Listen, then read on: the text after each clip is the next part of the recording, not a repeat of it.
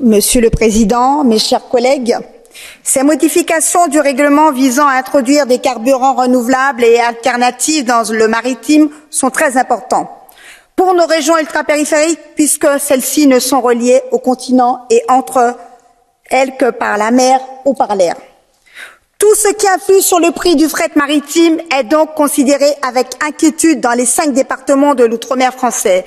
Or, ces nouvelles règles, malgré des aménagements spécifiques aux régions ultrapériphériques, vont immanquablement faire grimper les prix du transport. La profession parle de 90 milliards d'euros de surcoût à absorber.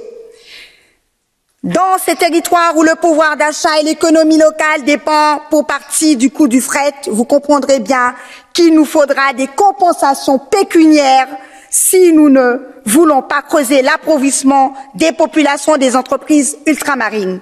La neutralité carbone, oui, nous, à condition qu'elle se double d'une neutralité pouvoir d'achat.